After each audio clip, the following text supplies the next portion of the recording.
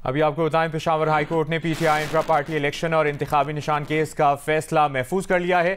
Election commission के वकील के दलाइल मुकम्मल हो गए हैं। आपको अपडेट करें, ये समाअत जारी थी और अब ये फैसला महफूज कर लिया गया है। पीटीआई इंट्रा पार्टी इलेक्शन और इंतखाबी निशान केस का ये फैसला।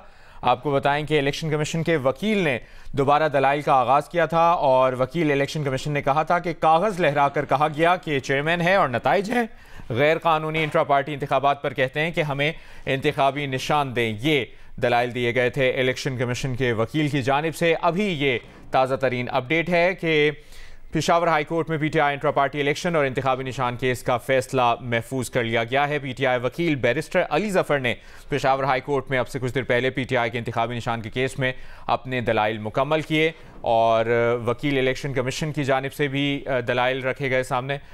मजीद क्या तफसील है जानते हैं, नुमाइंदा जियो न्यूज़ दानियाल अजीज़ ने हमें जॉइन किया। जी दानियाल अजीज़, फैसला महफूज कर लिया गया है, कब तक सुनाए जाने का इम्कान है?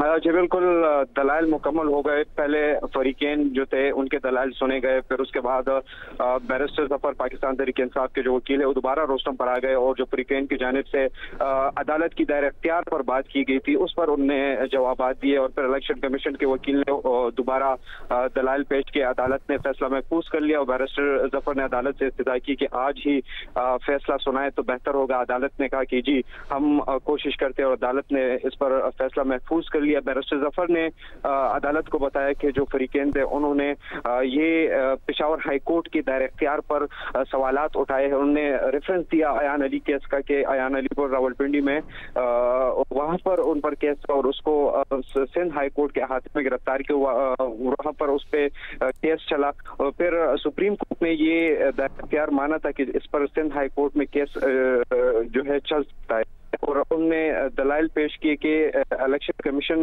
जो है वो हमसे इंतखाबी निशान लिए हैं और हमने अपने इंट्रा पार्टी इंतखाबात किए हैं और जो फरीकेन है वो बजाय इसके कि वो दोबारा इंट्रा पार्टी इंतखाबात का मुतालबा करे और वो कह रहे कि जी इंट्रा पार्टी इंतखाबात कलदम हो गए और वो भी सपोर्ट करे कि इंतखाबी निशान जो है इनसे लिया गया है।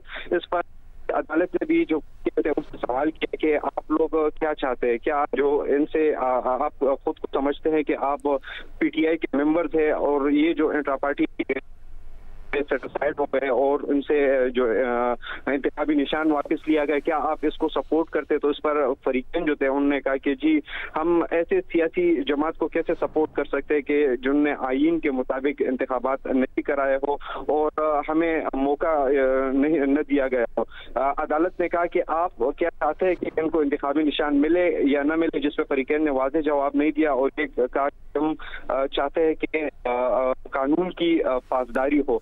तो आज तफसीली इस पर दलाइल पेश किए गए और जो वकील शिकायत कुनिंदा थे उन अदालत को बताया कि मेरे मौकल जो है वो इंतखाबात लड़ना चाहते थे। फरीक नंबर 10 के जो वकील थे उन्होंने कहा कि मेरे मौकल इंतखाबात लड़ना चाहते थे और जिली सतह पर भी इंतखाबात में हिस्सा लेना चाहते थे, लेकिन उसको मौका नहीं दिया गया। और जब हमें खबर मिली तो हमें मीडिया से खबर मिली और मीडिया पर खबरें चली पाकिस्तान तहरीक इंसाफ के इंट्रा पार्टी इंतखाबात हो गए और यहाँ पर पेशावर में कुछ लोग आए और उन्होंने एक चीज जारी कर दिया कि ये चेयरमैन हो गए, ये जीएस हो गए, ये सूबाई सुदूर हो गए और मुख्तलिफ ओहदे जो है वो उन्हें अस खुद वो तैनात कर दिए। उन्होंने कहा कि ये गलत है।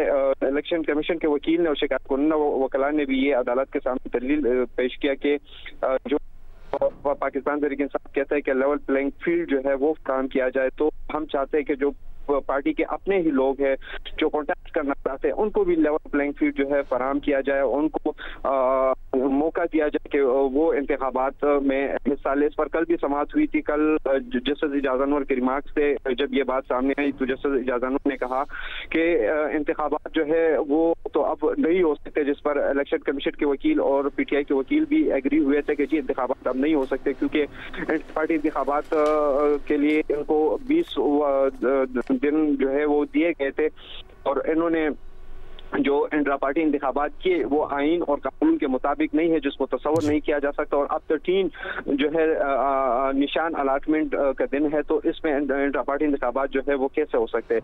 अदालत ने तमाम दलाइल सुने और इलेक्शन कमीशन से मुख्तलिफ सवालात किए। इलेक्शन एक्ट में जो इलेक्शन कमीशन के वकील थे उन्होंने दलाइल पेश किए और ये एक सवाल जो है उठा था कि जो अगर एक सियासी जमात इंट्रा पार्टी इंतखाबात नहीं कराते तो क्या उन पर सिर्फ जुर्माना आयद होगा या आप उनसे इंतखाबी निशान देंगे, जिस पर आर्टिकल 215 और इसके सब सेक्शन जो है 208 और 209 और 210 ये जो इलेक्शन कमीशन के वकील थे उन्होंने उससे दलाइल पेश किए कि उन्होंने कंप्लायंस नहीं किए। 209 और 210 के तहत उन्होंने जो इंतखाबात थे वो सही तरीके से नहीं कराए। और इलेक्शन कमीशन के वकील ने कहा कि इंतखाबात सिर्फ कराने नहीं होते, इंतखाबात आईनी तौर पर कराने होते हैं और जो इलेक्शन एक्ट है उसका कंप्लायंस करना होता है। अच्छा दानियाल, बैरिस्टर अली जफर ने आज फैसला आज ही सुनाने की इस्तदा की है, तो फैसला आज ही सुनाया जाएगा?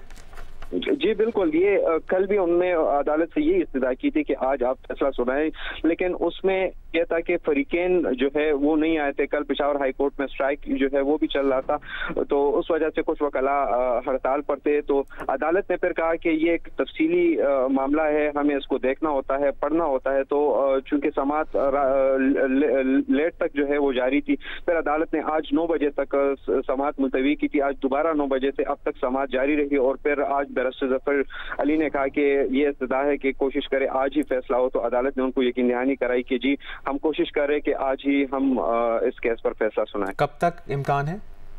जी अब जो जजेस साहिबान थे, जस्टिस अरशद अली और जस्टिस इजाज़ अनवर अपने चैम्बर में चले गए और इस पर वो कोशिश करेंगे कि फैसला जो है जल्द अज जल्द हो, क्योंकि उनको उन्होंने पीटीआई को ये यकीन दहानी कराई कि आज ही हम फैसला करेंगे और मुमकिन तौर पर आज शाम तक जो है ये फैसला आ जाएगा। ठीक है दानियाल अजीज, आपसे मुसलसल इस बारे में अपडेट्स लेते रहेंगे। शुक्रिया आपका। पीटीआई की बल्ले का निशान देने की दरखास्त पर पेशावर हाई कोर्ट ने फैसला महफूज कर लिया है और बैरिस्टर अली जफर ने फैसला आज ही सुनाने की इस्तदा की है।